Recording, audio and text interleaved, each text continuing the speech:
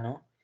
Y los otros me he tratado de comunicar y pues uno no ha escogido ni, bueno, ni los personajes, ni el ítem del segundo ni del tercero. Entonces, pues mi pregunta es eso, nosotros, si ellos no participan y no ayudan en la tarea, nosotros entregamos el trabajo con lo que consultamos o también debemos consultar lo que nos falta de los compañeros. Bueno, regálame un segundo y ya doy respuesta a tu inquietud. Bueno, muy Vale, buenas tardes para todos. Vamos a dar inicio a nuestra segunda web conference de la unidad número 1, tarea 2. En el día de hoy vamos a trabajar la parte de números cuánticos, efecto fotoeléctrico y pues trataré de alcanzar hasta efecto Compton. Si no, pues lo dejamos para una tercera reunión, pero vamos a revisar. Bien, el compañero Jason hace la pregunta de que tiene integrantes del grupo que no han participado, que qué hacer. Ya a estas alturas todos los estudiantes tienen que haber distribuido sus asignaciones de científicos, de moléculas, etcétera. Si hay estudiantes que no han ingresado al foro, ya esos estudiantes quedan por fuera del trabajo. Entonces, los integrantes del grupo que estén entrando al foro y estén participando, pueden entregar únicamente el trabajo. Si no hay sino un solo estudiante, un único estudiante que esté trabajando y haciendo aportes, ese estudiante puede entregar el trabajo de forma individual, ya no hace más avances en el foro, se comunica conmigo y me indica si están conmigo o con su tutor que van a trabajar de manera individual porque no hay aportes de los demás integrantes del grupo. Sí les recomiendo que se comuniquen directamente con su tutor porque es quien dará las últimas pautas para la entrega de los trabajos y la calificación. No sé si Jason está conmigo, en el caso de los estudiantes que estén conmigo, esas serán las indicaciones. Ya a estas alturas todos deben haber participado y haber asignado y haber realizado aportes. Si no es así, ay, esos estudiantes ya están por fuera. Entonces, trabajen quienes están. Si no hay sino un solo estudiante, pues lo entrega de forma individual. vale, profe. O sea, pero se entrega solo los dos científicos que escogió el estudiante y no los de todos, ¿no? O sea, Exacto. todos los científicos. Ah, ya. Sí, lo mismo en las moléculas, pero hay ejercicios como el de efecto Compton, efecto fotoeléctrico, que sí o sí lo tienen que hacer y hay otro ejercicio que es grupal, pero que también independientemente del número de estudiantes que participen, sí o sí tienen que realizarlo todo, porque pues son temas importantes. Ah, ya vale, profe. Listo. Bueno, en este momento desactivo micrófonos para dar inicio a la reunión y cuando tengan inquietudes levantan la manito a través del chat, pueden hacer sus preguntas. Regálenme 2 segundos y ya.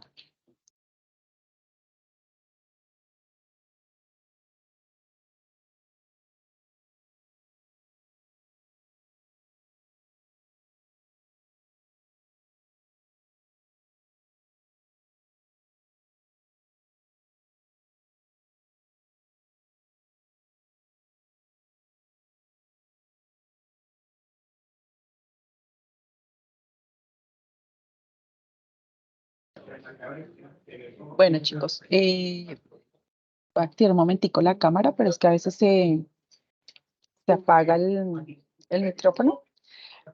Yo no sé, bueno, para mis estudiantes, yo los que tengo asignados en grupo como tutora, les han mandado un mensaje indicándoles que a partir de esta semana mi horario laboral cambió por disposición de la dirección del SEAD, José Acevedo Gómez.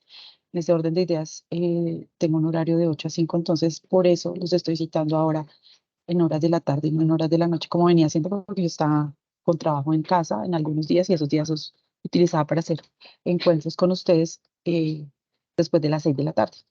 Como ya pues tengo un horario diurno, pues lo citaré a partir de entre las 3, 2 y 3 de la tarde, pues para podernos encontrar y trabajar en los diferentes temas, tanto en CIPAS como en web. Entonces, para aquellos estudiantes que no están conmigo como tutora, sino solamente se encuentran conmigo en la web, vamos a dejar este horario a las 3 de la tarde hasta que desde la dirección del SEAD no dispongan otro horario laboral para mí. Entonces, por eso el horario de hoy y de los demás días será a esta hora. Bien, voy a apagar cámara porque es que a veces interfiere y se pone lenta la presentación. Entonces, ya doy inicio. Le recuerdo que la vez pasada nosotros trabajamos la parte de estructura del átomo y distribución electrónica. Creo que ya a estas alturas con sus tutores han hecho los IPAs y han aclarado inquietudes sobre estos, por lo menos estos dos temas. Hoy abordaré el tema de números cuánticos. De pronto ya en las IPAs han trabajado este tema, pero pues no está de más volverlo a retomar si ya lo trabajaron en los IPAs. Entonces, ya les había dicho la vez pasada, habíamos hablado de la estructura atómica, que el átomo está conformado por electrones que están en la corteza. Esa corteza son los orbitales, girando o moviéndose alrededor del núcleo, y que el núcleo está conformado por cargas positivas y por cargas negativas. Aquí está, digamos, como un modelo muy general de lo que es la estructura atómica.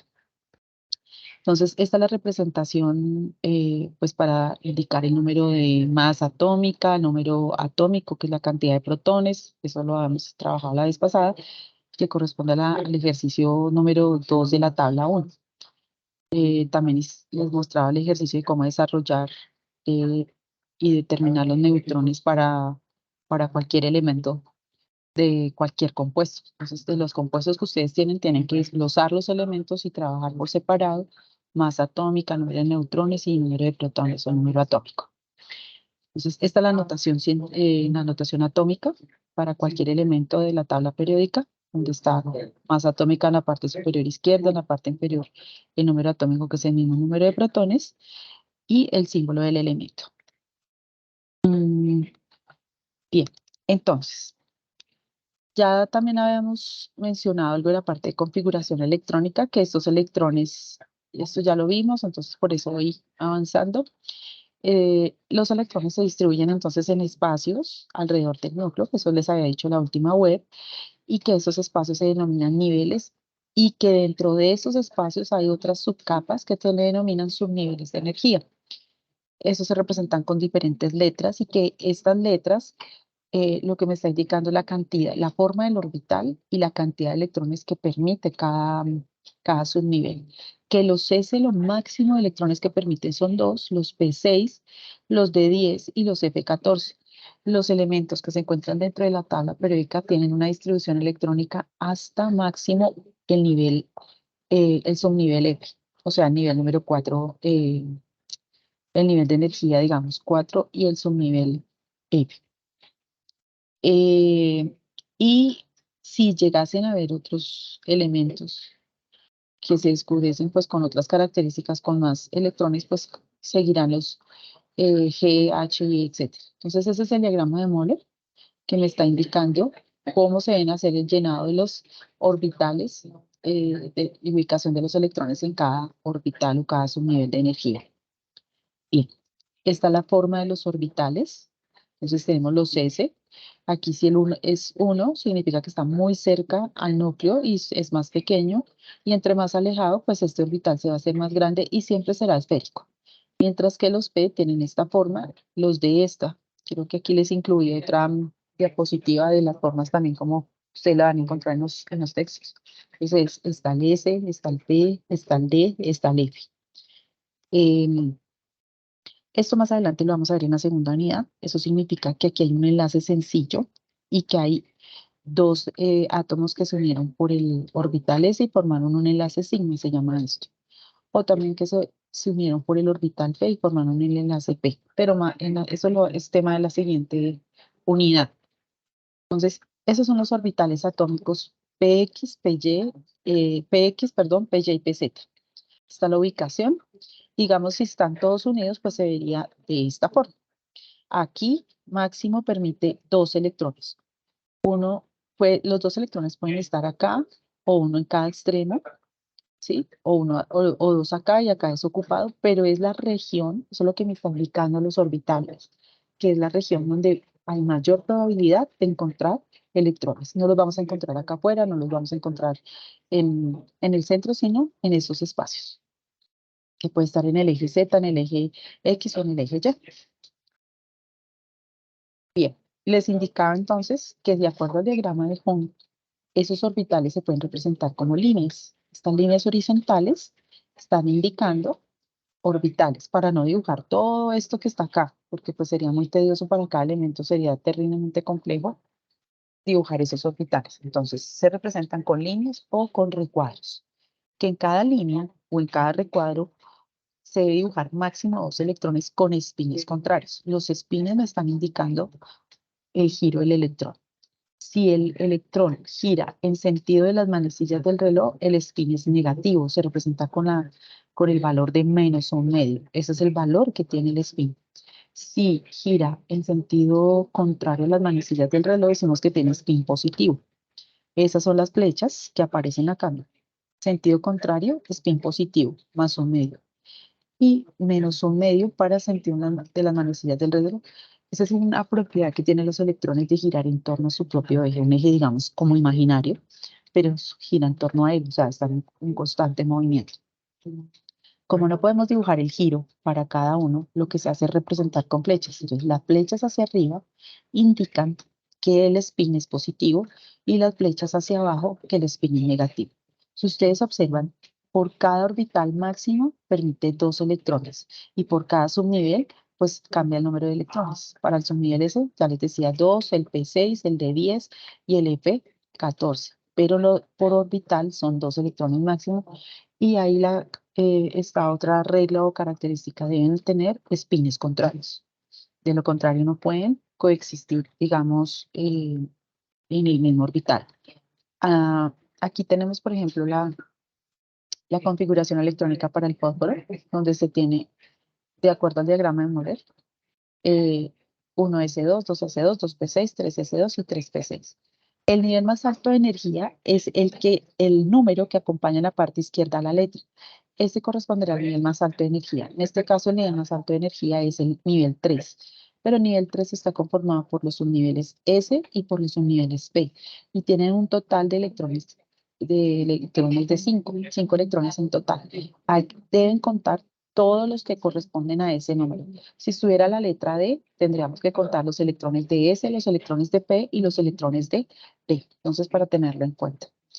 Por ejemplo, acá, en el del cobre, la distribución electrónica termina en 3 de 9, pero si nos pregunta cuál es el nivel más alto de energía, ustedes tienen que buscar el número más grande. No importa si no está al final. En este caso, el 4 está en medio del 3D y del 3P, pero es el nivel más alto de energía. O sea, para este elemento el nivel más alto es el 4. Eso sucede mucho con los elementos de transición, los que están en la mitad de la tabla periódica entre los grupos, todos los del grupo B. Entonces, para tenerlo en cuenta que ellos van a tener esta característica y hay que buscarlos porque a veces no es solo 4, sino puede ser 5P o 5S. Entonces hay que revisar el número más alto que acompaña esta letra en la parte izquierda. Y los números que aparecen en la parte superior pues corresponderán al número de electrones del nivel energético al que se está refiriendo o que estemos analizando. Entonces aquí también les decía, para recordar que esta es la forma correcta de escribir los electrones en cada orbital, y esta será una forma incorrecta perdón, esta será una forma incorrecta porque los dos espines están iguales y deben ser contrarios, espines contrarios. Entonces, importante tenerlo en cuenta. Ahora aquí, por ejemplo, se ubicó hacia arriba, pero este va en el centro y deben ubicarse en todos. Primero se ubican los electrones con espines positivos y luego se empieza a completar o a llenar con electrones contrarios, con espines contrarios, para tenerlo en cuenta. Ese sería el orden de llenado o apareamiento de espines. Eso también ya lo mencionamos, esto también. Entonces, ¿qué quiero yo? Que revisemos entonces un poquito ya lo que corresponde a lo que son números cuánticos. Entonces me voy para acá. ¿Qué son los números cuánticos? Resulta que así como de pronto, por ejemplo, vamos a tener un imaginario de que en un salón hay 20 estudiantes y todos se llaman Juan. Entonces, pues cuando la profesora va a llamar al estudiante Juan, pues van a contestar todos al tiempo. Entonces, para evitar ese poder, entonces los llama por el apellido. Pero resulta que de esos 20 estudiantes, 5 tienen el mismo apellido, entonces 5 contestarán igual. Y así sucesivamente, porque empiezan a haber unas características. Entonces, ¿ella qué tiene que hacer? Empezar a identificarlos por edades o por color de cabello o por estatura, otras características. Igual pasa en el átomo. Resulta que el átomo tiene muchos electrones y electrones que están ubicados cerca del núcleo y se van alejando más de él. Pero todos son electrones y todos tienen carga negativa. Entonces, ¿qué se hace? Estos números cuánticos lo que me van a dar son las características del último electrón del orbital. Es decir, el electrón que está ubicado en la última capa, que es el que más, usted puede analizar cualquier electrón del átomo, pero por lo general estos números cuánticos me especifican las características del último electrón del átomo, el último que se ubicó. ¿Por qué el último que se ubicó? Porque es que ese electrón es el que va a estar haciendo parte de un enlace, el que se cede, el que se comparte, el que tiene, digamos, como la mayor energía para poder eh, generar enlaces o diferentes tipos de interacciones con otros átomos. Entonces, por eso es que se analiza eso. Entonces, a eso se refieren los números cuánticos. Cuando yo hablo de la palabra cuántico, estoy hablando de las características de las subpartículas, de las partículas atómicas, como los electrones, los protones, los neutrones y otras subpartículas que están ubicadas dentro del átomo. Pero para el caso en este momento vamos a hablar solo de electrones. Entonces, en cuanto a números cuánticos, digamos, vamos a analizar o se analizan cuatro características. Se analiza tamaño, forma, orientación y giro. Entonces, a esos números cuánticos se les dieron nombres, diferentes nombres. El número cuántico principal, el número cuántico secundario, el número cuántico magnético y el número cuántico spin. Y se dan representaciones a través de letras. Por ejemplo, el número cuántico principal se le asignó la letra M. Entonces, ese número cuántico principal lo que me va a indicar es el tamaño de la capa. Entonces, entre más altos sean los valores, y esos valores pueden ser valores desde 1 hasta cualquier valor, hasta el infinito, pero por lo general pues no pasan de 7. Entonces, este número cuántico puede tener valor de 1, 2, 3 y me va a dar qué tan grande es el nivel o la capa. Entre más alto sea este valor, pues más grande es la capa o el tamaño. Entonces sabemos que si hay un número cuántico principal que tiene un valor de 3, estamos hablando que es una capa de un tamaño considerable. Y se representa entonces con la letra M. Yo ahorita les voy a mostrar ejercicios resueltos para que ustedes tengan un poco más de idea. Luego viene el número cuántico secundario, esto es una L minúscula, que por lo general en los textos ustedes la encuentran con una L como manuscrita, entonces para que lo tengan en cuenta. Esos valores van desde 0 hasta n-1. Este n es el valor del número cuántico principal. Por ejemplo, si aquí el número cuántico principal es 3, ¿cierto? El cuántico secundario será 3 menos 1, o sea 2. Entonces, para tenerlo en cuenta, ese L puede ser, va desde 0 hasta 2 máximo. Es importante. ¿Qué me va a indicar este número cuántico? La forma. Por ejemplo, si el número, si la distribución electrónica termina en S, el número cuántico secundario será igual a 0. O sea, L será igual a 0. Si la distribución electrónica termina en P, el número cuántico será 1. Si la distribución termina en D, será 2. Y si termina en F, será 3. Y recordemos que indica la forma. Para el número cuántico magnético, él indica la orientación del orbital en el que está girando ese último electrón que estamos analizando.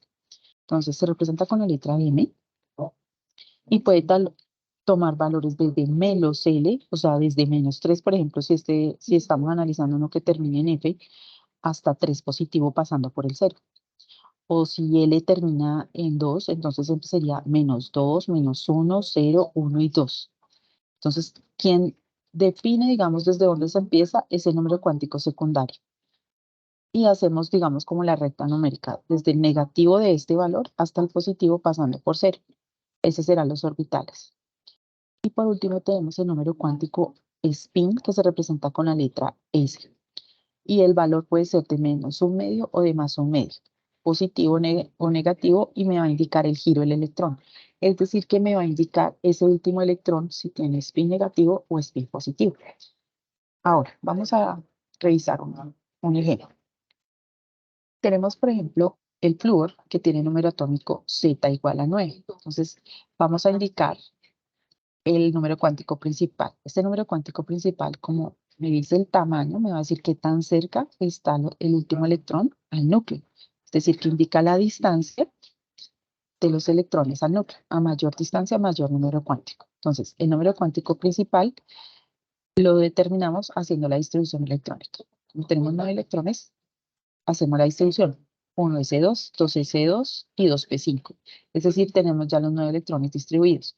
Vamos a analizar esta última orbital porque ahí es donde está el último electrón que se ubicó. Entonces, el último orbital es 2p5. El nivel energético es el número 2. Ese nivel energético, este 2 que acompaña la letra, el que está en la parte izquierda es el que me va a indicar el número cuántico principal. Para el flúor, entonces el número cuántico principal será igual a 2, es decir, n es igual a 2. Ese es nuestro primer número cuántico. Recordemos que son 4 números, entonces ya tenemos n. Ahora vamos a mirar el azimutal, que está la L que les decía que se representa con la letra L manuscrita, es esta L. Entonces, ese número les decía hace un momento que indica la forma del orbital. En este caso, si la distribución electrónica termina en S, si no estuviera esta, si no hubiera terminado en S, entonces se le asigna un valor de 0. Si termina en P, se le asigna un valor de 1. Si termina en D, 2 y F sería igual a 3. Si termina la distribución electrónica en F.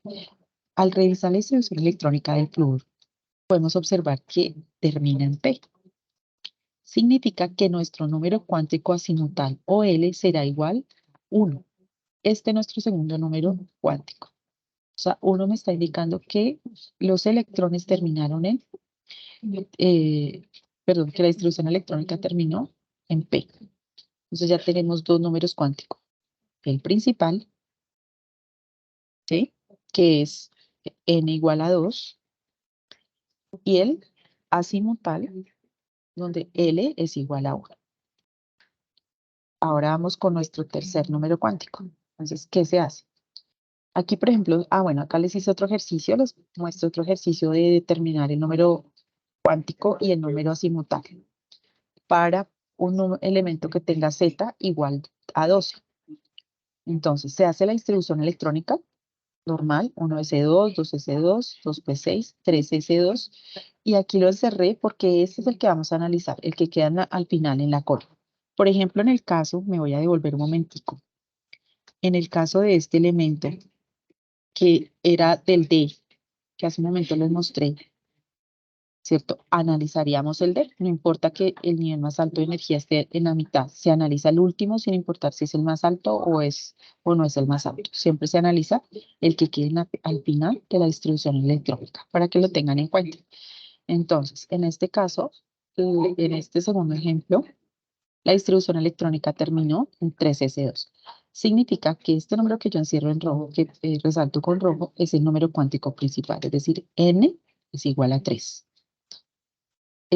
Como termina en S, estamos diciendo que el número cuántico azimutal, mírenlo acá, si termina en S, le asignamos el valor de 0, P1, D2 y F3. Como termina en S, nuestro número cuántico azimutal es 0, o sea, L será igual a 0 y ese es el segundo número cuántico para este elemento con Z igual a 12. Bueno, esto se me fue otra vez. ¿Se repitieron?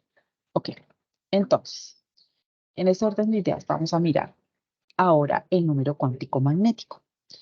Yo les decía hace un momento, el número cuántico magnético depende del azimutal. Entonces, por ejemplo, si el azimutal era igual, L igual a 0, significa que no tenemos sino un orbital. Y recuerden que los orbitales se representan con líneas horizontales. Y abajo le vamos a asignar el valor de 0 porque eso es lo que me está indicando que no hay sino un orbital. Y máximo en ese orbital se permiten 2 electrones con espines contrarios. Ahora, si el número cuántico azimutal es igual a 1, significa que la distribución electrónica termina en P, vamos a tener un PX, un PY y un PZ. Y tenemos que pasar, que les decía hace un momento, desde -1 O sea, el negativo del valor que nos dé acá hasta el positivo pasando por cero. En este caso, pues no hay ni negativo ni positivo porque estamos hablando de cero nomás. Entonces no podemos decir menos cero o más cero. Solo hay un cero. Entonces, hacemos Px, Py y Pz. Tres orbitales. Y máximo se permiten 2 electrones por orbital, para un total de 6 electrones. Número de orbitales totales sería 3. ¿De qué depende la cantidad de electrones que ubiquemos acá? Pues de la distribución electrónica del elemento, de la cantidad de electrones que tenga ese elemento. Pero lo máximo que podemos ubicar serán 6. Y debemos escribirlo tal como está acá, -1, 0 y 1 para poder ubicarlos. Ya igual también les muestro un ejercicio. Si L termina en 2, es igual a 2, perdón, significa que la distribución electrónica termina en D.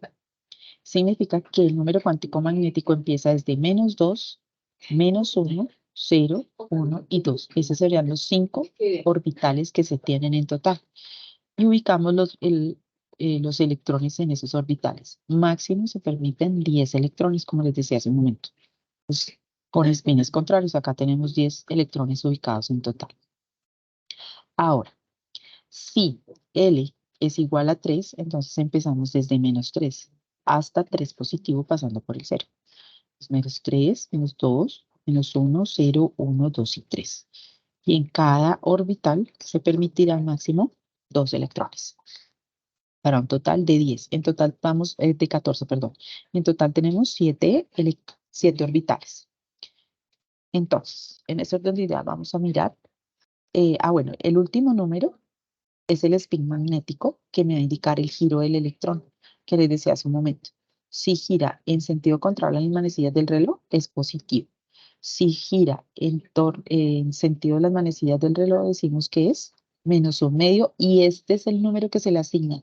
Ya aquí si asignamos o -1/2 o +1/2. Ya no será ni 0 ni 1, sino em, o como en el principal, sino acá ya va +1/2 o -1/2. Ya les muestro un ejercicio resuelto. Por ejemplo, para un elemento, el número cuántico, el último nivel y subnivel energético es 4d6. Sin importar cuál sea, vamos a analizar uno que tenga esa terminación, 4d6. El primer paso, entonces, es identificar el nivel de energía, la cantidad de electrones en ese nivel y cuál es el subnivel. En este caso, el nivel de energía es el 4. Significa que el número cuántico principal es 4. Como termina en D, vamos a revisar cuál es el número azimutal. Entonces, el número azimutal, de acuerdo a esta tablita, si termina en D, es 2. Ya hemos dicho, S es 0, P es 1, T es 2 y F es 3. Termina en D, significa que el número cuántico azimutal, o L, es igual a 2. O sea, el primer número es 4, luego sigue 2. Entonces, bueno, esta es otra tabla que de pronto también les resumo, que espero que les mostré hace un momento. Eh, lo máximo que permite entonces este nivel energético son 5 orbitales y 10 electrones para un total de 10 electrones, 2 en cada orbital. Entonces, ¿qué se hace? Vamos a ubicar los 6 electrones. Yo lo repetí aquí, digamos, como para que ustedes van haciendo el paso a paso. Tenemos el D, el subnivel D, entonces tiene 1, 2, 3, 4 y 5 orbitales. Primero colocamos el primer electrón, de los 6, el primer electrón, con spin positivo. Luego vamos con el segundo electrón, el tercero lo ubicamos, luego ubicamos el cuarto y por último el quinto electrón. ¿Qué pasa con ese sexto electrón? Ese sexto electrón se ubica con spin contrario en orden de llenado desde izquierda a derecha. Eso lo vamos a ubicar en el orbital -2. Eso significa que ese último electrón tiene un número cuántico magnético de -2 porque se ubicó el último electrón de ese orbital en el orbital -2. Entonces, ¿aló? Entonces, el último, entonces el número cuántico magnético sería -2. Ahora, ¿con qué spin se ubicó? Tiene spin negativo, o sea, -1/2. Significa que nuestro cuarto número magnético es -1/2. ¿Cómo se organizan los números cuánticos? Se abre paréntesis, se coloca primero el principal, coma, luego el magnético, coma, luego, perdón, el azimutal, coma, luego el magnético, luego el spin.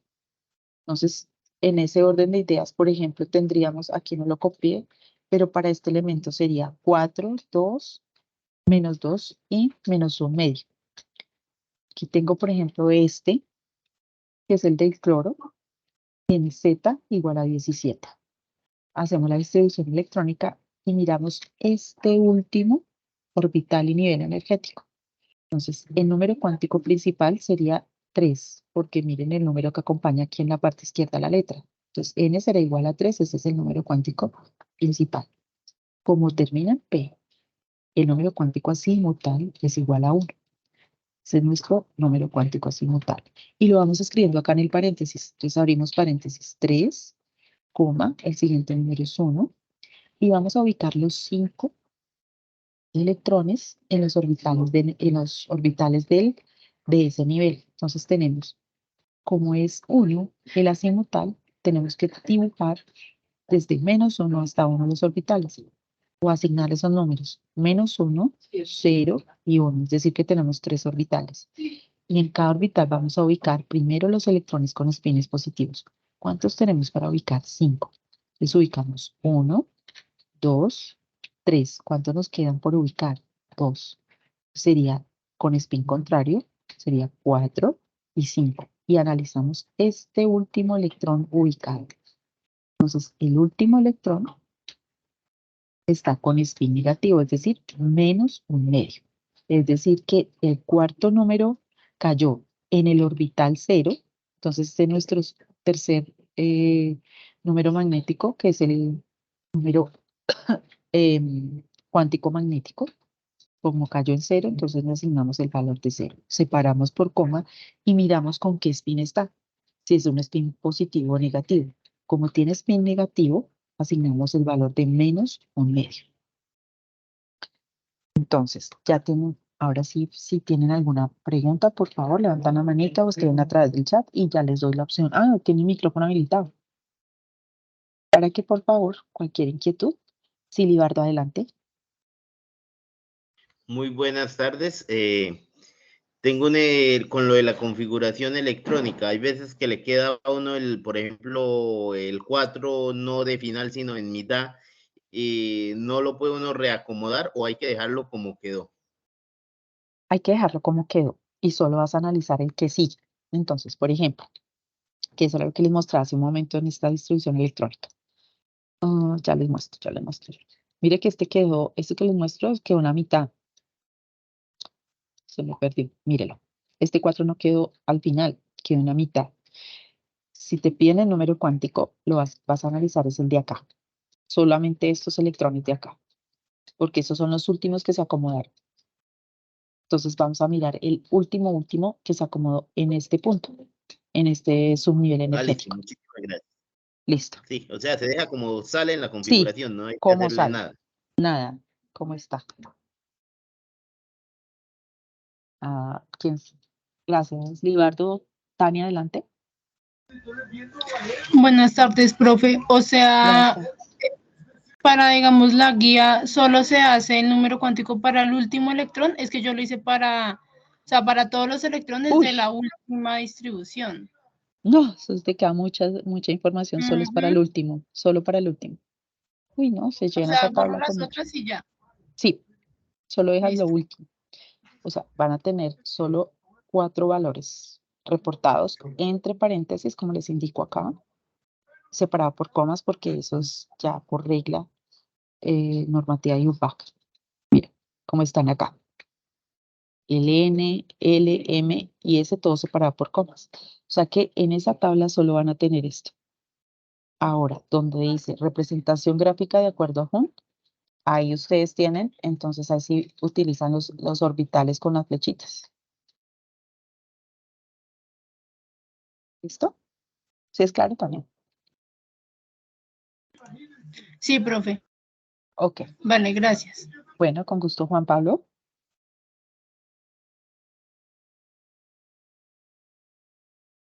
Adelante, Juan Pablo. Bueno, cualquier cosa a través del chat preguntan y ya miramos. Ok. Creo que Juan Pablo no puede hablar. Bueno, recuerden que ustedes tienen también los encuentros CIFAS donde pueden también seguir aclarando inquietudes que se le presenten en la medida que desarrollan los ejercicios, para que lo tengan por favor en cuenta. Bueno, aquí por ejemplo está lo que me preguntaba hace un momento uno de los compañeros. Tenemos los números cuánticos para el cobre que tiene un número atómico Z igual a 29. Entonces, al hacer la distribución electrónica, termina en 3 de 9. O sea, no vamos a tener en cuenta este. Es el nivel más alto, pero vamos a tener en cuenta el último. Entonces, miramos el número cuántico principal, n será igual a 3, que es el valor que acompaña en la parte izquierda al subnivel, a la letra del subnivel. Como terminan de, el número cuántico simultáneo es igual a 2. Y ahora vamos a mirar el magnético. El magnético, recordemos que dependía del anterior. Entonces, como terminan de, vamos a empezar a dibujar los orbitales desde -2 hasta 2 positivo, pasando por 0. Y nos sale un total de 5 orbitales. Vamos a ubicar esos 9 electrones. Primero los ubicamos con spin positivo, los orbitales que se puedan. Vamos a semillenar. Entonces primero sería 1, 2, 3, 4 y 5. Quedarían 4 electrones por distribuir. Y esos 4 se distribuyen con spins negativos, es decir, con flechas hacia abajo. Entonces sería 6, 7, 8 y 9. Y analizamos el último. ¿Dónde cayó el 9? En 1. El noveno electrón. Entonces significa que nuestro número cuántico magnético es el 1. ¿Con qué spin cayó? Con spin negativo.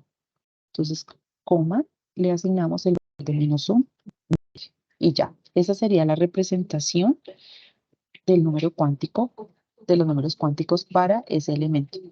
Imagínense, si ustedes los hacen con todos, pues bien, porque practican, pero los números cuánticos sobre todo se analizan para el último electrón, para los electrones, los últimos de la última capa, los que se ubicaron al final, porque esos son los electrones que están participando en todas las reacciones químicas o en las interacciones con los demás elementos, con los demás átomos. Tenerlo presente. Aquí tengo un último ejercicio que es el del níquel. Tiene Z igual a 28. Mire que termina en 3 de 8, similar al anterior. Y analizamos este último. Entonces, número cuántico principal 3. L es igual a 2 porque terminó en D. Y ubicamos en el número cuántico magnético los 8 electrones. Entonces se ubicaron 5 con spin positivo. Y el octavo, entonces sería 6, 7 y 8. Mire que ya cayó, fue en 0. El tercer número cuántico magnético es el 0. Y como tiene spin negativo, le asignamos el valor de -1 medio. Por favor, no se les olvide colocar el paréntesis, separar por comas para asignar los valores. Ese sería entonces en cuanto a números cuánticos. No sé si hay alguna otra duda o puedo ya continuar con el otro tema. Juan Pablo, ¿todavía estás por ahí para preguntar? Si quieres. Y adelante, Juan Pablo. No. Libardo. Ahí en el último ejercicio donde nos toca ponerlo en la tabla, colocamos el elemento igual y entre paréntesis el número cuántico. Los 4 O números se puede cuánticos. dejar desde atrás como viene la rayita. Colocan el elemento. Como ya ustedes han colocado en las columnas anteriores la distribución electrónica, simplemente colocan ahí los números cuánticos, entre paréntesis, solo los entre paréntesis, no más. Al Ahora, si frente lo y ya. que, Listo. sí, si quieren dejar también el diagrama de Home, pues también lo pueden hacer, pero sí es importante los números cuánticos porque es lo que se está preguntando en esa columna. Listo, Tania, sí señora, muchas ok, gracias. listo, Libardo. Tania, adelante. Profe, yo tengo confusión, bueno, con la representación de los espines. O sea, también es igual, digamos, en mi caso yo tenía el zinc, pero yo hice la representación desde el 4S2 y 3D10, que era la última del zinc. O sea, solo tengo que hacerlo para el 3D10. Solo El para el 4S2 no cuenta. No, el 4 no. Y así Porque es con que, todos, para el último. sí, el último, sí, señor. Así con Ah, todos. listo. Vale, Y les queda gracias, más, profe. es más fácil. Claro, sí, señora. Ah, bueno. Ok. Bueno, entonces vamos a pasar de tema porque hay otro tema que corresponde a lo que es efecto fotoeléctrico, efecto Compton, que es ya la interacción de la radiación electromagnética con esas partículas que estamos analizando, que son los electrones. Entonces, ya les comparto pantalla.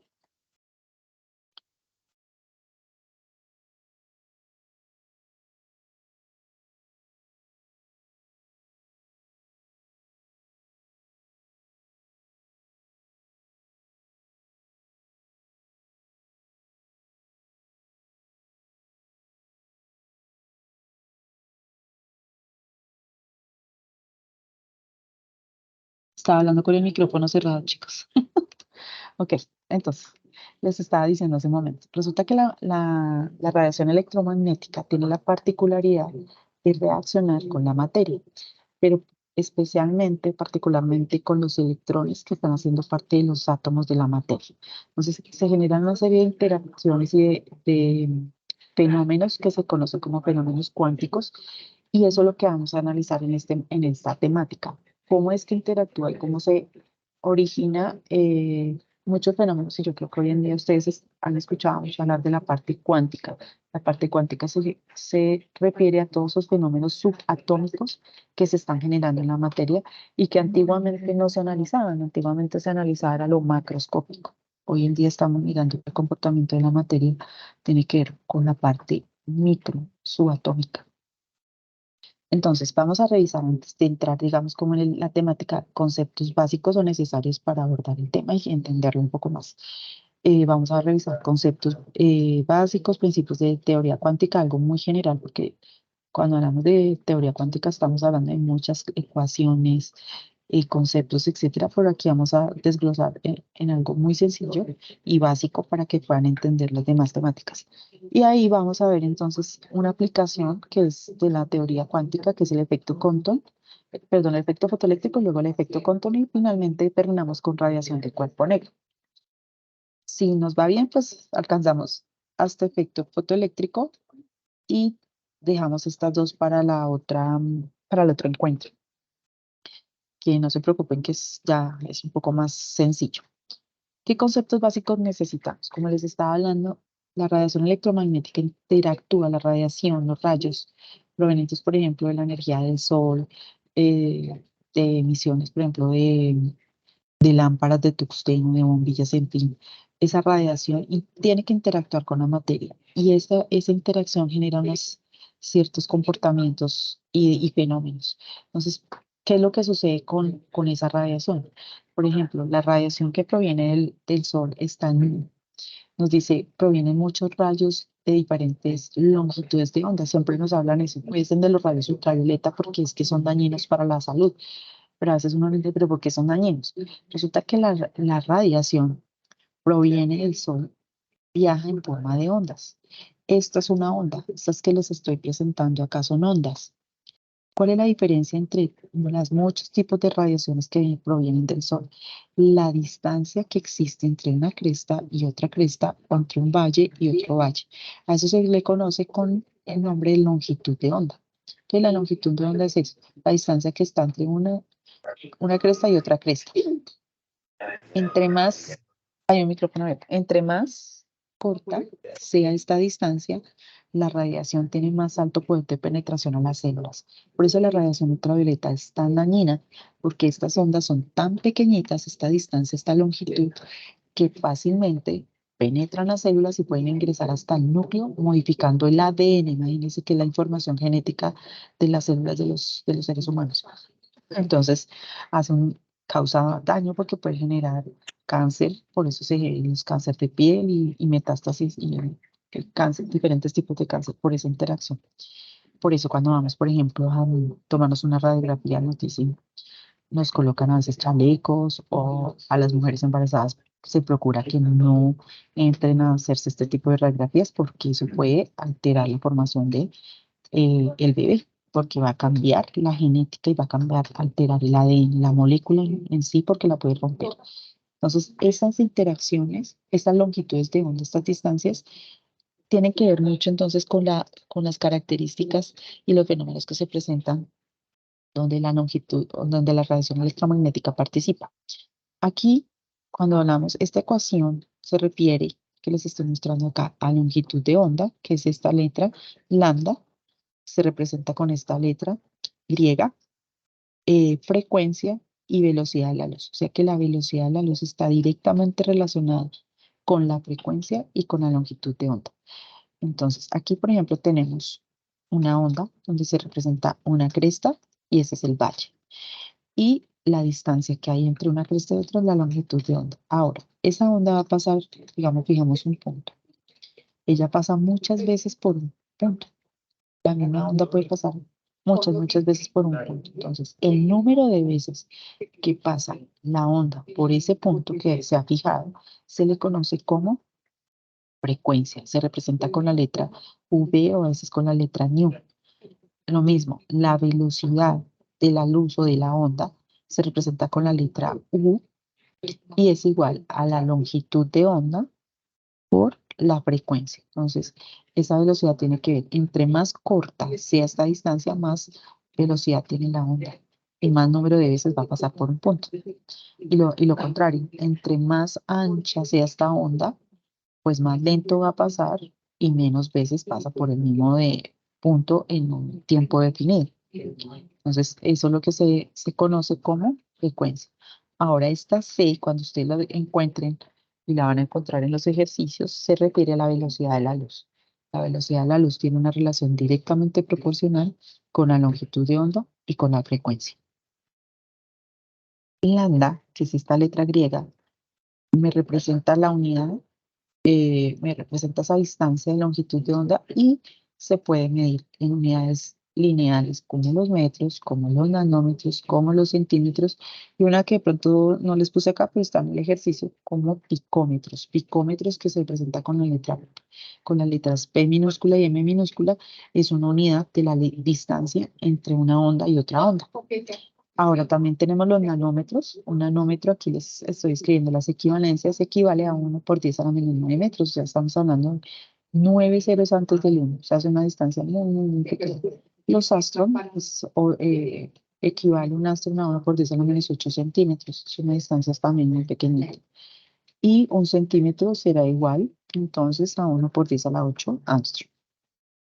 La frecuencia, entonces les decía que nosotros podemos contar el número de veces que pasa una onda por un punto en un tiempo determinado. Por ejemplo, en un segundo, ¿cuántas veces pasó esa onda? En un minuto. Entonces, por eso, la frecuencia se da en el número de veces, o sea, los ciclos, el número de veces que pasa esa onda por un punto determinado en un tiempo determinado. Entonces, aquí hablamos de ciclos sobre segundo. Este número de acá es un número adimensional, no va a tener unidades. Podemos encontrar un número entero, 4, 5, 6, en fin. Es un número entero sobre segundos. Y eso equivale a hertz, que se representa con la letra H mayúscula Z. Esa es la unidad de la frecuencia para que lo tengan bien en cuenta en los ejercicios. Número de veces por segundo equivale a hertz. Bien, ¿qué tiene esa radiación electromagnética? Tiene un componente o un vector eléctrico y un vector magnético. Y aquí en esta gráfica les estoy mostrando los componentes que tiene una onda nomás. Imagínense todas las ondas o las radiaciones que llegan al planeta Tierra, por ejemplo. Entonces, cada radiación tiene su componente eléctrico, su componente magnético. Y aquí estamos viendo que esta flecha me va a indicar la dirección de propagación. Acá estamos hablando, la azul me representa el componente eléctrico y el rojo las características o el componente magnético que tenga la radiación. Entonces, por eso decimos que es radiación electromagnética, porque tiene esos dos componentes. Aquí están los tipos de radiación. Entonces, ellos se van a diferenciar en la longitud de onda. Entonces, tenemos, por ejemplo, los rayos gamma, que tienen una longitud de onda muy cortica. Ya vienen los rayos X. O sea, estamos hablando que esta radiación es muy dañina. Entonces, los rayos X, mire, penetran hasta poder tomar esas radiografías, rayos X. Ya luego viene la radiación ultravioleta. No la vemos, no podemos percibir a través de los sentidos, porque es muy, muy pequeña. La que podemos percibir y permite, digamos, diferenciar los colores, que sea verde, naranja, amarillo, todos esos colores, es porque estamos hablando de la radiación visible. Supongamos que el planeta Tierra no llegara a esta radiación, todo sería en blanco y negro, no podríamos identificar colores. Sería un caos, porque no se percibe creo que hay enfermedades del ojo que no permiten percibir esta radiación visible. Esta radiación visible está más o menos en un rango entre los 400 nanómetros y los 700 nanómetros. Si se dan cuenta, empieza en el azul, porque es que el ultravioleta es color violeta, ya empieza a desaparecer y no lo vamos a ver. Ya luego viene el azul hasta el rojo. El rojo significa calor. Estamos hablando ya aquí, después de esto, el infrarrojo. La radiación infrarroja tiene longitudes de onda mucho más anchas. Son longitudes de onda o esa radiación es la que permite que el planeta se caliente. O sea, ese calorcito que sentimos es por la radiación infrarroja. Cuando llegan más rayos infrarrojos a la Tierra, pues vamos a sentir más sensación de calor. Por eso hay días que puede estar claro y podemos diferenciar colores y todo, pero está haciendo frío, porque la cantidad de radiación infrarroja que llega al planeta no es suficiente. Luego vienen las radiaciones que son infrarroja, que tienen una longitud de onda mucho más largas. Y luego las ondas de radio, que todas esas distancias son muy, muy anchas. Entonces, ¿qué característica tiene esta radiación? Que ella no es, digamos, continua, sino que viaja como en paqueticos, como cuando usted abre la llave que gotee y gotea agua, agua, agua, así viaja la luz. Muchas goticas o muchos paqueticos pequeñitos de partículas. Esas partículas o ese paquetico se le conoce con el nombre de quantum o fotón. Entonces, se dice que el fotón es la partícula fundamental de las manifestaciones cuánticas del fenómeno electromagnético. Eso quiere decir que aquí tenemos un paquetico, otro paquetico. Son tan diminutas y tan seguidas que se percibe como continua. Pero finalmente, ya digamos por los descubrimientos de la mecánica cuántica, se sabe que esa radiación viene en forma de paquetes corpusculares. Entonces se dice que cada fotón es ese paquetico que porta todas las formas de radiación electromagnética que llegan al planeta Tierra, incluyendo rayos gamma, rayos X, luz ultravioleta, etcétera. Por eso nosotros siempre los dermatólogos y los médicos bloqueado, porque si no, usted termina absorbiendo toda esa radiación que llega en esos paquetes corpusculares, en los fotones. ¿Qué propiedades tienen los fotones? Esa luz, ¿qué propiedad tiene? No tiene masa, usted no puede coger un fotón y pesarlo porque no se puede. Es decir, no tiene, viaja en el vacío. Estamos hablando de que puede atravesar, estamos hablando desde el Sol hasta la Tierra, entonces va a viajar en el vacío. Y con una velocidad constante, no cambia su velocidad. Se comporta como una onda en fenómenos como la refracción. Entonces, por ejemplo, la radiación, digamos, es el mar. La radiación proveniente del Sol llega con un ángulo, penetra, viene desde el aire y cambia de medio. Entonces tiene un fenómeno de refracción porque cambió de ángulo, como se muestra aquí en esta imagen. Y también tiene un proceso de reflexión. Es decir, puede salir con el mismo ángulo que entró. Por eso cuando nosotros colocamos un lápiz dentro de un vasito con agua, se ve el lápiz partido, porque la luz interactúa con el lápiz y entra al medio y cambia de ángulo. Entonces no es el mismo ángulo de incidencia, sino es el ángulo de refracción, cambió. Y eso es lo que hace que el lápiz se vea como partido. Aquí por lo menos en esta gráfica les estoy mostrando eh, el campo magnético, que está en azul, y la dirección de propagación, y en rojo el campo eléctrico. Pero toda la radiación o cada radiación, cada rayo está con el mismo componente, tanto magnético como eléctrico. ¿Qué propiedades tiene el fotón? Entonces, él se puede comportar como una partícula cuando interacciona con la materia. Por ejemplo, con las superficies metálicas, él se puede comportar como una partícula. Entonces, cuando yo me refiero a una partícula es, aquí se está comportando como una onda. Entonces viaja y cambia el medio y se refracta y también se refleja. Ahí se comportaría como una onda electromagnética, pero se puede comportar como una partícula, es decir, yo creo que todos hemos visto las mesas de billar, como una esfera que le pega a la otra. Aquí se está comportando como una esfera donde esa luz le pega a los electrones que están ubicados sobre la superficie del metal y hace que ellos salgan expulsados. En este punto se está comportando como una partícula. Entonces, por eso decimos que los fotones tienen características electromagnéticas, pero también se comportan como partículas. El fotón también tiene una característica que tiene una vida media estable, no tiene antipartícula. Por ejemplo, no podemos decir que tiene una carga contraria, porque no tiene carga, entonces no va a tener antipartícula.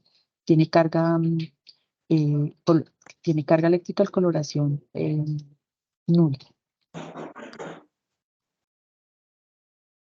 Hay un micrófono encendido para que por favor lo apaguen.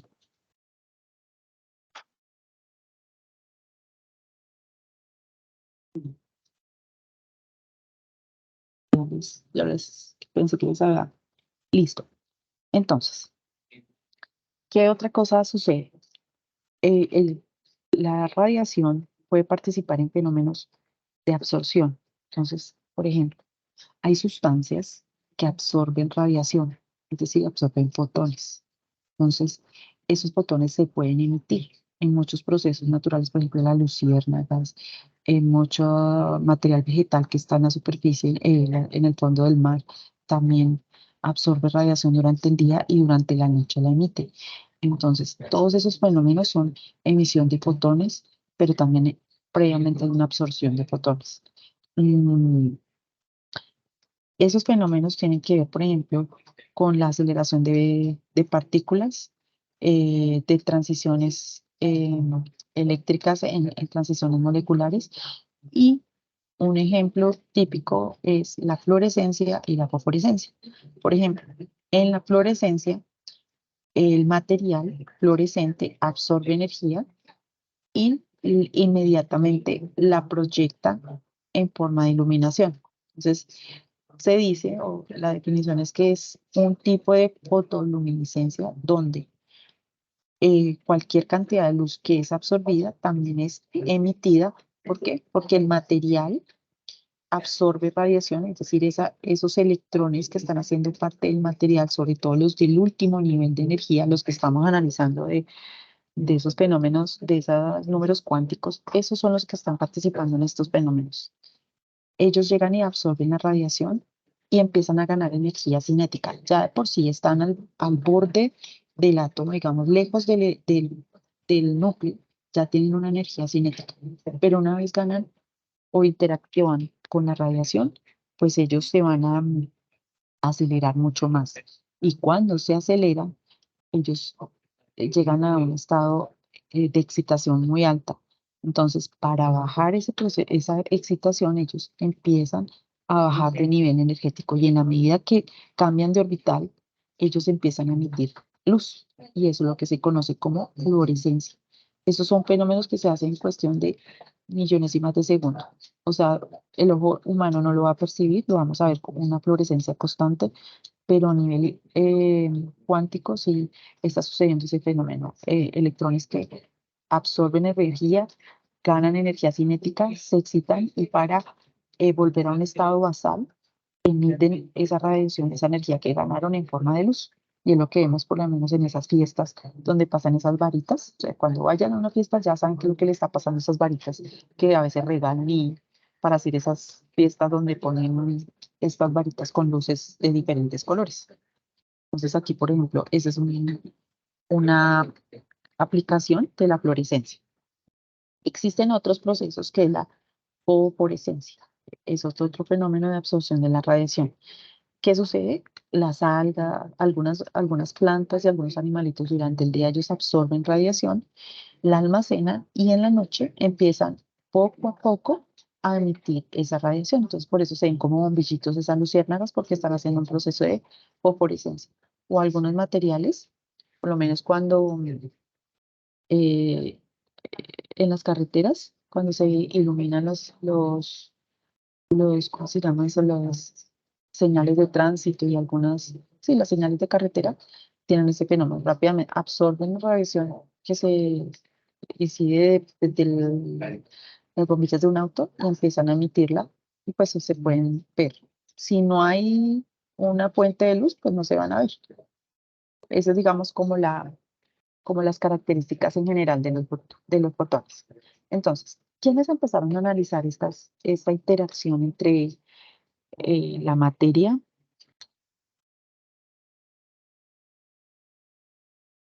entre la materia y la energía electromagnética?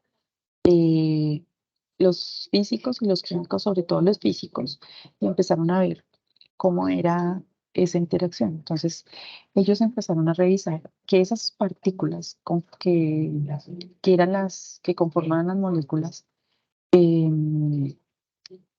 hacían que las moléculas se comportaran como unas pelotas que interactuaban entre ellas, chocaban y rebotaban.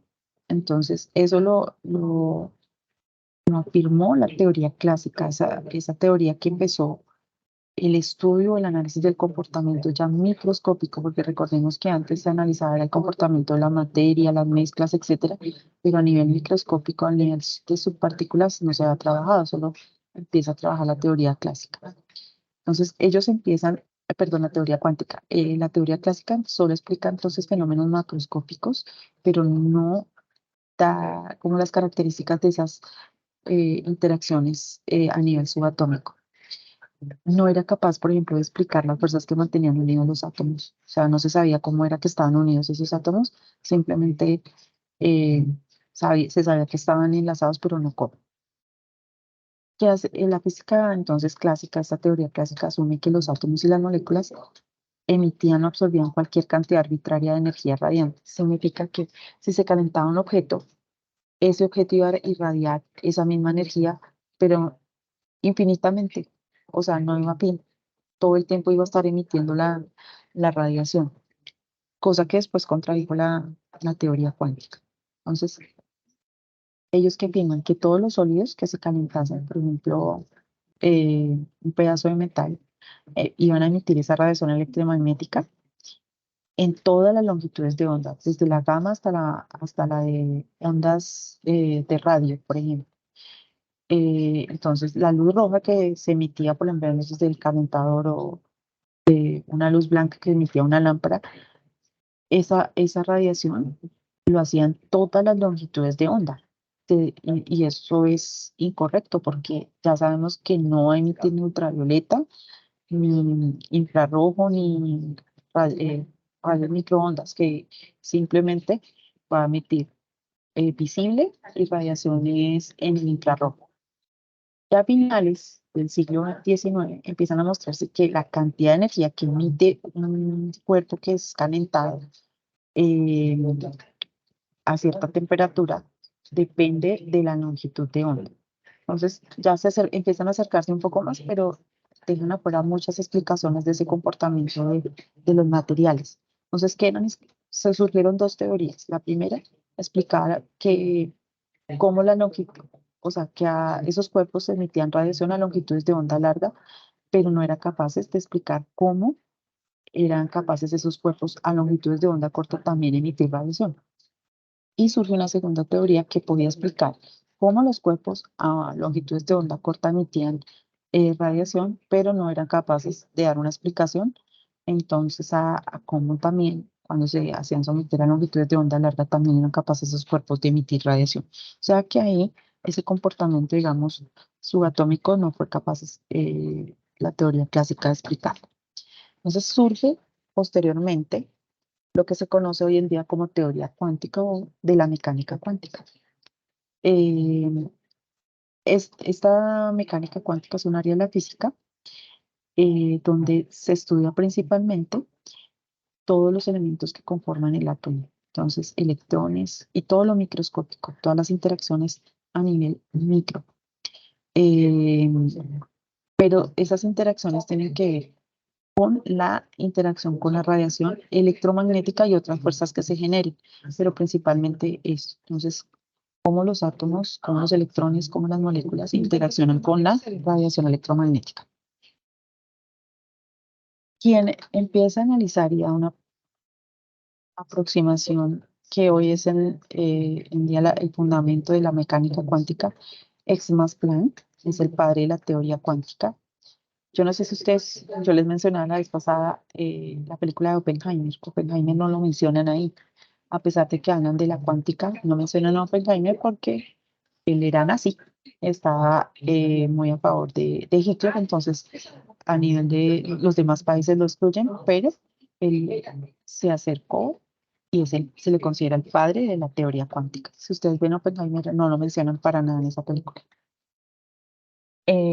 Bueno, él nació el 23 de abril de 1858 en la ciudad de Kiel. Estudió en la Universidad de Múnich y a los 21 años se doctoró en física en Múnich. Imagínense, a los 21 añitos ya era doctor, era pues una mente brillante. ¿De qué se basa la teoría cuántica? Él afirma que los átomos o las moléculas emiten o absorben energía en cantidades discretas con pequeños paquetes o corpúsculos llamados cuantos. Porque la teoría clásica decía que, lo que les mencioné hace un momento, que si un objeto se calentaba, infinitamente iba a emitir esa energía. Y pues ya sabemos que eso no es así. Y tampoco era capaz de explicar cómo medir esa radiación continua que supuestamente emitía un cuerpo.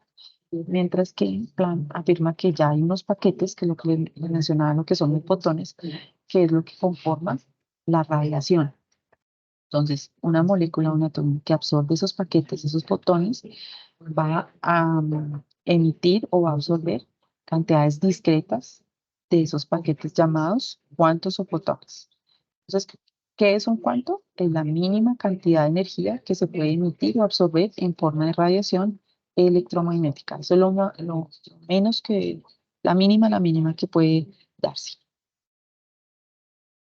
Entonces, la teoría cuántica de Planck es lo que hace es plantear una relación directamente proporcional, no sé si aquí no, directamente proporcional entre la energía y la frecuencia de radiación o también la velocidad de la luz.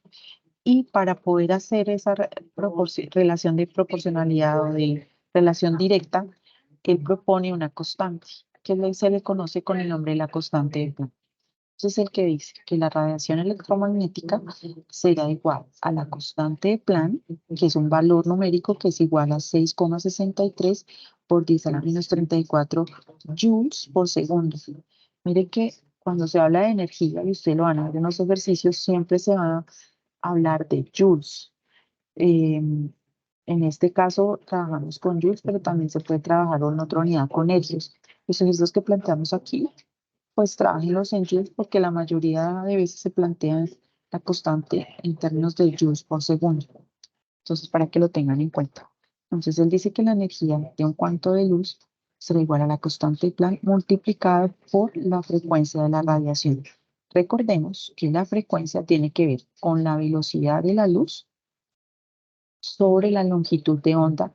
Tenga, la frecuencia tiene una relación inversamente proporcional a la longitud de onda. Si nosotros miramos, por ejemplo, la radiación infrarroja, es una radiación que tiene una longitud súper amplia. Entonces, y lo miramos cuántas veces pasa por un punto. Si miramos, por ejemplo, en un segundo puede pasar 20 veces, supongamos. Pero si miramos una radiación de onda más corta, pues esa va a pasar muchísimas más veces, puede pasar 100 veces más por ese mismo punto. Entonces, por eso la relación es inversamente proporcional. A mayor longitud de onda, menor frecuencia. Y a menor longitud de onda, mayor será la frecuencia. C es la velocidad de la luz. Entonces, teniendo en cuenta esto, que aquí tengo frecuencia y que frecuencia es velocidad de la luz sobre longitud de onda, yo lo puedo reemplazar en esta ecuación. Entonces yo puedo decir que la constante de Planck será multiplicada por la velocidad de la luz dividida la longitud de onda es la energía de un cuanto. Entonces, si en el ejercicio ustedes les dan frecuencia, pueden utilizar esta ecuación. Si les dan longitud de onda, ya sabemos que la velocidad de la luz es constante. La velocidad de la luz es 3 por 10 a la 8 metros sobre segundo. Esa es la velocidad de la luz. Entonces, esto es otra constante, estas dos serían constantes, simplemente reemplazan el valor de longitud de onda y hallan la energía del cuanto. Aquí les presento un ejercicio. Nos dice calcular la energía en joules de un fotón con una longitud de onda de 7 por 10 a la 4 nanómetros. Entonces tenemos que esta es la longitud de onda, está en nanómetros.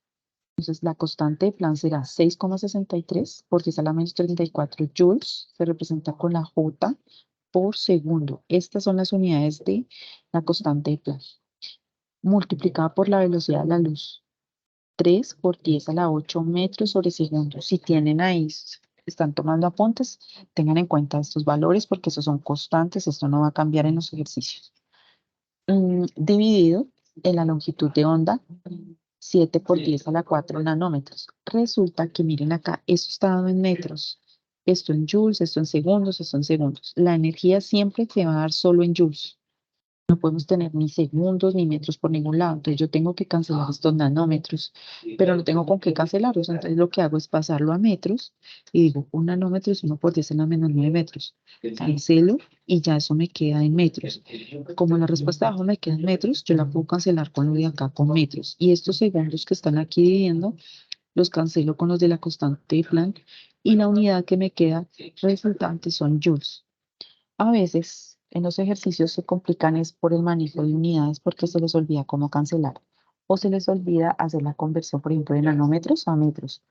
Cualquier longitud de onda que estén trabajando con esta constante de Planck tienen que pasarla a metros, cualquiera.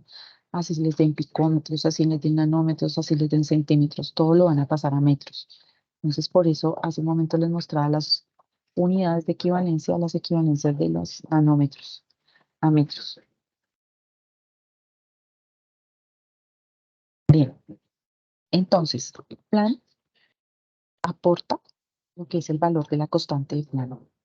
Y él dice que, y lo que es todas las características de los fotones. Entonces, ese es el aporte de él. Entonces viene Einstein y utiliza ese valor de la constante de Planck. Él, recordemos, Albert Einstein, físico alemán de origen judío, nació el 14 de marzo de 1879 y muere el 18 de abril de 1955. En el año de 1905 publicó 5 trabajos, producto de diferentes investigaciones, pero entre ellos estaba el del efecto fotoeléctrico. Y por este trabajo de efecto fotoeléctrico obtuvo el Premio Nobel de Física en 1921. ¿El qué hace? Coge el trabajo de Planck y ya le da una aplicabilidad, porque Planck, digamos que investiga y analiza a través de sus experimentos ya lo básico de cómo es que esos fotones se comportan, de cómo la luz se comporta, y él dice, no, ella llega al planeta y es en forma de paquetes, los paquetes denominados cuantos, y tiene una relación y se puede contar, digamos, la energía de un cuanto de luz se puede contar. Entonces, por eso aquí podemos cuantificar la luz, que eso no lo tenía en la teoría clásica. Ellos no podían decir cuánta luz llegaba o cuánta luz se emitía un cuerpo. Esta teoría, ya la cuántica se lo puede hacer. Entonces, ¿el qué hace? Einstein, a partir de esos trabajos, utiliza la constante de Planck y llega a lo que es el efecto fotoeléctrico. Entonces, lo plantea y ¿qué nos dice Albert Einstein? Este fenómeno, el del efecto fotoeléctrico, es el fenómeno en el que la radiación electromagnética interactúa con electrones de la superficie de un metal. Y esa radiación tiene una longitud de onda o una frecuencia determinada que es capaz de sacar expulsados los electrones del metal y salen expulsados. Pero no cualquier radiación, tiene que ser de una longitud de onda o una frecuencia para una frecuencia específica que sea capaz de sacarla.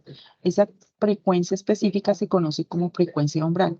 Usted puede colocar a una superficie metálica un rayo de 200 nanómetros, otro de 300, pero no cualquier rayo va a sacar expulsado los electrones del metal. Esos electrones que son expulsados del metal, el producto de la interacción con una radiación electromagnética, es porque coincidió o esa energía fue tan alta, es decir, tiene una frecuencia umbral para que sean expulsados los electrones del metal. Entonces, aquí por lo menos vemos acá. En un metal, todos los electrones van a estar enlazados, bien sea por fuerzas, por lo general, son enlaces metálicos, ¿sí? Esos átomos están enlazados unos con otros. Esas fuerzas de atracción mantienen unidos todos los átomos en la superficie metálica, pero se interactúan con una radiación electromagnética de tal forma que la frecuencia con la que se viene esa longitud de onda es capaz de expulsar electrones. Estamos hablando de que esa frecuencia es una frecuencia umbral. Entonces eh, aquí estamos hablando de que la frecuencia de esos fotones tiene una energía igual a la energía de enlace de esos átomos en el metal y fue capaz de expulsar los electrones de la superficie metálica. En ese punto se da el efecto fotoeléctrico. Ahora, esos electrones salen desprendidos, pero si esta frecuencia fue capaz de expulsarlos y además es tan alta, puede hacer que los electrones ganen velocidad y en ese caso ganarán algo que se denomina energía cinética. Entonces, por eso aquí hablamos de que con una luz de mayor frecuencia, los electrones no solamente van a salir expulsados de la superficie metálica, sino que también van a ganar energía cinética. Entonces, en el efecto fotoeléctrico, estamos entonces hablando de que esos electrones ganaron energía de movimiento. Esa energía cinética va a depender, entonces, o tiene una relación más bien directamente proporcional a la masa del electrón y la velocidad que ganó esos electrones. Acá, entonces, S corresponderá a la energía cinética de un electrón al escapar de la superficie de un metal. Ahora, energía cinética entonces será igual a un medio de la masa del electrón por la velocidad que ganó al cuadrado. Eso también será igual a la energía, a la constante de Planck multiplicado por la frecuencia de la longitud de onda. Entonces, digamos que tenemos estas equivalencias para tenerlo en cuenta. Acá dice, pero el electrón pierde energía al hacer arrancado de la superficie del metal. Claro, él gana una energía de movimiento, pero él internamente tiene una energía donde le permite moverse alrededor del núcleo. Entonces, cuando es arrancado, obviamente va a perder esa energía, pero va a ganar energía cinética en el exterior. Y entre más alta sea la frecuencia, pues más energía ganará. Entonces, aquí vuelvo y les presento la misma ecuación. Energía cinética será igual a un medio de la masa del electrón por la velocidad al cuadrado igual a la constante Planck multiplicada por la frecuencia. Esa es la energía de un electrón al escapar de una superficie. Ahora, también podemos representar la energía cinética máxima que gana un electrón como la constante de Planck multiplicada por la frecuencia de la radiación incidente menos el trabajo de extracción, se llama. El trabajo de extracción es una medida que me indica qué tan fuerte estaban unidos los electrones al metal. Es decir, es la energía que pierde el electrón al escapar del metal. Lo que yo les decía, él tiene una energía interna donde se está moviendo en el átomo. Y esa energía la pierde en el momento en que escapa del átomo. Entonces, a eso se le conoce como función de trabajo. Esta función de trabajo se representa con la letra W sub 0 y es un valor numérico que me está indicando qué tan fuerte estaban atrapados o agarrados o unidos al metal esos electrones. Y esta entonces la energía cinética del electrón emitido. Aquí podemos, si ya tengo esta ecuación, que energía cinética es un medio de la masa por la velocidad al cuadrado, yo la puedo reemplazar en esta ecuación. Es un medio de la energía cinética, entonces es un medio de la masa por la velocidad al cuadrado, será igual a la constante de Planck multiplicada por la frecuencia menos la función de trabajo. Y esta sería otra ecuación. Por ejemplo, si nos dan velocidad a los electrones y nos dicen cuál es la función de trabajo si los electrones salieron con una velocidad de tanto y les dan el valor. Tienen la masa, que es constante, la constante de Planck. De pronto, lo más seguro es que les den la frecuencia o les dan la longitud de onda y ustedes hallan la frecuencia y reemplazan la función de trabajo, la despejan de acá. Entonces, depende de lo que el ejercicio les diga, que es lo que les estamos pidiendo en uno de los ejercicios de efecto fotoeléctrico. Tienen que revisar qué datos les dan y qué se les está pidiendo y con qué ecuaciones pueden trabajar. Entonces, la función de trabajo ustedes la van a encontrar en los textos con la letra también phi, no solamente con la W, sino con la letra phi. Y recibe también otros nombres: energía en umbral, trabajo de extracción del metal. Cualquiera de estos tres nombres se refiere a esa función de trabajo. Y esta letra también representa lo mismo, la función de trabajo. La función de trabajo, esa energía de umbral, se mide en unidades de joules o electronvoltios. Cualquiera de los dos término se utiliza para la energía de umbral. Aquí, entonces, tenemos esta relación, que es otra ecuación, y ahí en el ejercicio se les pregunta potencial de frenado. ¿Qué es el potencial de frenado? Antes de pasar a explicarle la ecuación, el potencial de frenado es en un circuito eléctrico, por ejemplo, o cuando hay un interruptor, usted tiene ahí en su casa o en un equipo, usted oprime el botón. Lo que está oprimiendo está bloqueando el flujo de electrones para que no pasen más electrones a la otra placa. La otra placa es el ánodo, que es el que capta los electrones y por eso se produce flujo de corriente. Esa interrupción lo que hace es generar algo que se llama potencial de frenado. Entonces, el potencial de frenado es el potencial que hay que aplicar para conseguir que los electrones no lleguen al ánodo, o sea, se corta el flujo de corriente, y eso sobre todo se funciona en los circuitos eléctricos.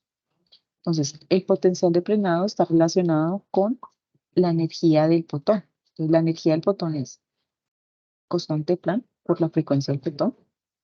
Será igual al trabajo de extracción, que es este mismo de acá, más la carga del electrón, que es un valor constante que ya se los voy a dar, por el potencial de frenado, que es el valor que hay que adicionar al sistema para que no lleguen los electrones al ánodo. Yo ahorita les voy a mostrar un ejercicio aplicando las ecuaciones.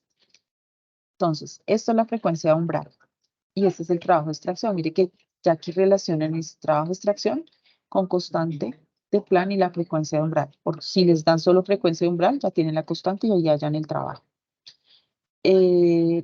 También el trabajo de extracción está relacionado con la longitud de onda de umbral. Por si no les dan frecuencia, sino les dan longitud de onda. Entonces, tenemos la constante de Planck multiplicada por la velocidad de la luz. Ambas son valores constantes, dividido sobre la longitud de onda de umbral, y eso nos da el trabajo de extracción. Entonces, ¿qué hay que hacer? Revisar el ejercicio y mirar cuál de esas ecuaciones que les estoy mostrando se puede aplicar en el ejercicio. Aquí, energía entonces del fotón será igual al trabajo de extracción más la energía cinética del fotoelectrón. Eso ya, esa ecuación ya se ha mostrado hace un momento, entonces tienen que mirar cuál utilizar. Aquí les relaciones energía cinética del fotoelectrón, que es un medio de la masa por la velocidad del electrón al cuadrado, es igual al potencial de frenado por la carga del electrón. Y aquí ya utilizamos la unión de estas dos. Entonces tenemos energía del fotón. Aquí tenemos trabajo de extracción, que el trabajo de extracción es esta de acá. O sea, la reemplazamos en esta ecuación, más un medio de la masa por la velocidad al cuadrado, o sea, más la energía cinética, que es un medio de la masa por la velocidad al cuadrado. ¿Sí? Entonces, hay que mirar es en dónde aplicar. Por ejemplo, aquí, si me dan este valor, yo tengo este valor ya fijo, constante, hallo el trabajo de extracción, y con este trabajo de extracción yo no puedo ir a buscar la energía cinética del fotoelectrón, o puedo hallar el potencial de frenado. Bueno, depende de las variables que les estén dando. Es revisar cómo aplicarlas en las ecuaciones. Aquí tenemos trabajo de extracción, entonces sería igual a la constante de Planck sobre la velocidad de la luz, multiplicado por la velocidad de la luz sobre la longitud de onda, pero de umbral, ¿no? Acuérdense que este subcero es de umbral, es decir, la que es capaz de arrancar el electrón de la superficie metálica. ¿Qué condiciones se necesitan para que se produzca el efecto fotoeléctrico? Que la energía incidente tiene que ser mucho mayor al trabajo de extracción para que se dé el fenómeno, y si no, ese fotón es capaz de arrancar los electrones de la superficie metálica. Lo otro, que la frecuencia de umbral sea mayor perdón, que la frecuencia del fotón incidente sea mayor a la frecuencia de umbral. De esta forma se da el fenómeno. O que la longitud de onda incidente, mire que estamos hablando de cosas contrarias, ¿sí ven? Si hay una alta frecuencia, hay una longitud de onda baja. Entonces, si la longitud de onda es pequeña, significa que es mayor en la longitud de onda de umbral, por lo tanto se puede producir el efecto fotoeléctrico. Cualquiera de las tres es válido. Entonces, el efecto fotoeléctrico se puede aplicar, como les decía hace un momento, en circuitos. Aquí les muestro una lámpara que emite radiación.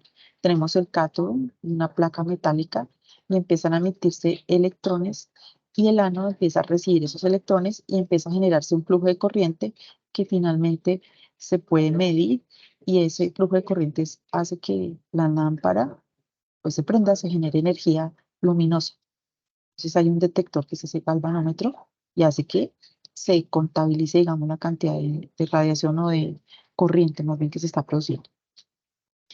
Entonces, en ese efecto fotoeléctrico es el fenómeno por el cual los electrones salen desprendidos de la placa metálica.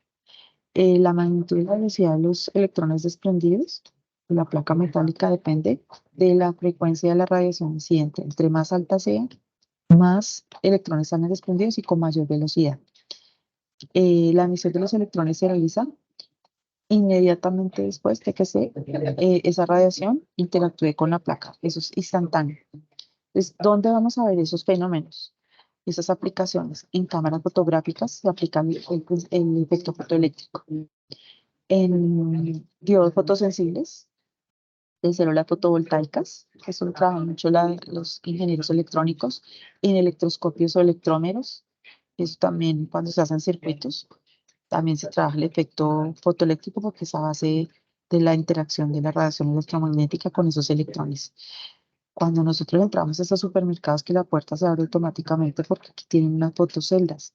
Esas celdas fotoeléctricas en los elevadores, en puertas de supermercados, de centros comerciales, etcétera, trabajan con la interacción de la radiación electromagnética con los electrones de una placa metálica. Y algo que hoy en día se está utilizando muchísimo en la producción de energía eléctrica por la interacción solar y con electrones de un sistema, de un circuito donde hay material, digamos, conductor o semiconductor que genera corriente. Entonces, ese es otro fenómeno y hace que los electrones internos de estas mallas empiecen a saltar de un lado a otro, y eso es lo que genera la corriente y finalmente eso se traduce en energía eléctrica.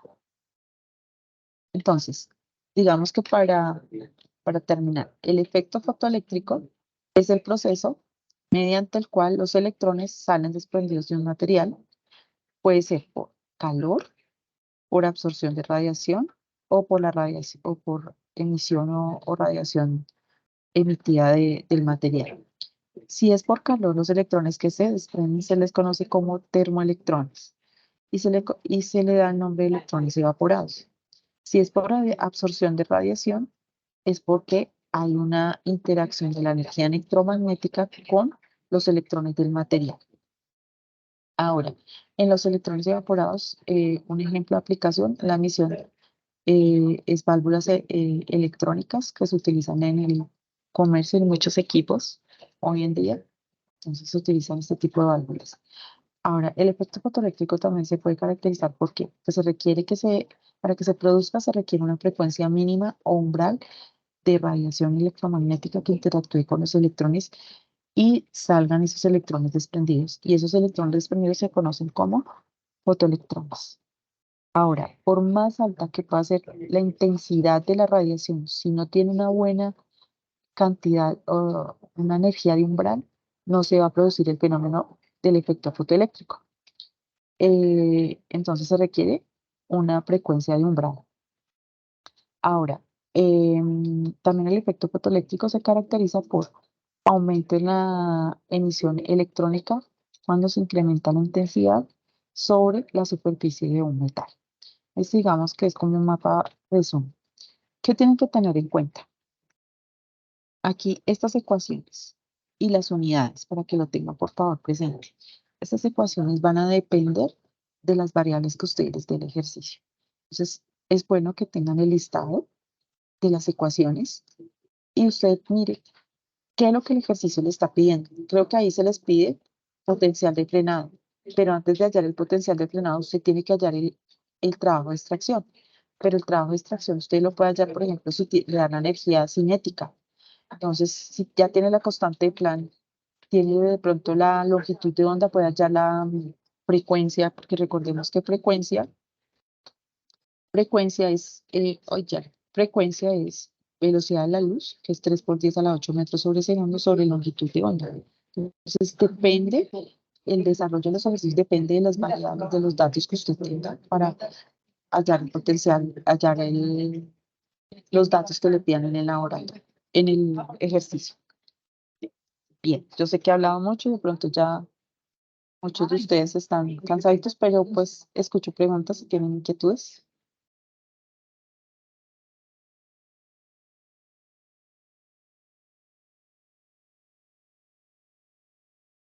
¿Alguien, Profe, yo tengo una duda. señora?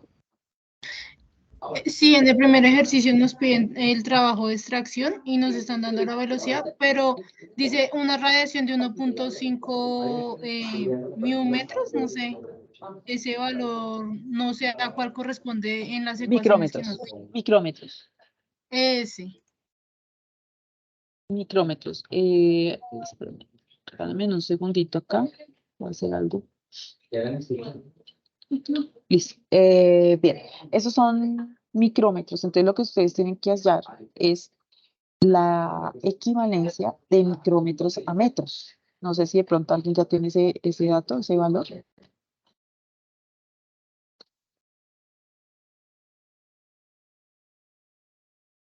¿Aló? ¿Alguien de casualidad tiene el valor de micrómetros? Pues acá me dice que un micrómetro es igual a 1 metro por 10 a la -6. Metros. Sí. Ese es el dato que tendría que trabajar. Porque recordemos que estamos hablando de que la constante de Planck está en joules por segundo. Entonces, sí tienen que trabajar eso en metros. Y la velocidad de la luz también está en metros sobre segundo.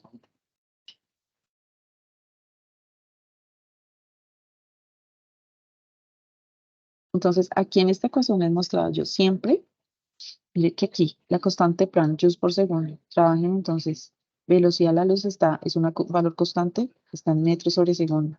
Hay que trabajarlo. Entonces, las longitudes de onda en metros. Si les dan nanómetros, hagan el factor. Si les dan micrómetros, entonces aquí simplemente, aquí tendría micrómetros, un micrómetro 1 por 10 a la menos 6 metros. Y cancelan y reemplazan en el resto. Ah, o sea, ese valor que ahí dice radiación corresponde a la longitud de onda. Radiación. Dime otra vez el enunciado. Es que dice una radiación de 1.5 micrómetros sobre una superficie metálica y produce la emisión. Sí, se refiere a la longitud de onda. Ah, Efectivamente. ok, listo. Sí, señora. Vale, Bueno, con gracias. gusto. Ok. Bien. ¿Alguien más? ¿Alguna otra pregunta? Yo no sé por qué no los puedo ver a todos. Algo pasó aquí.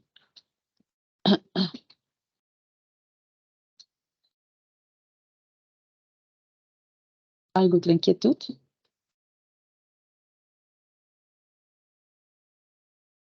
Bueno, listo, chicos. Yo creo que vamos a parar ahí. Entonces yo los vuelvo a citar para web.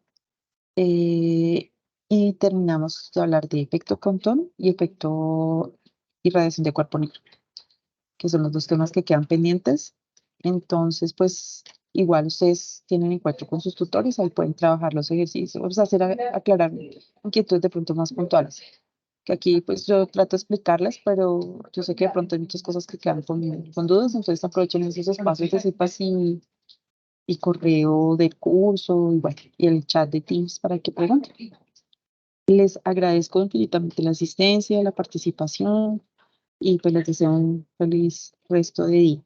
Un abrazo para todos. Aquí prendo la cámara. Un abrazo para todos. Pero es que Gracias, profe. Buena tarde. Está mal. Chao. Gracias, tutor. Gracias, profe. Hasta luego. Está muy bien. Un abracito.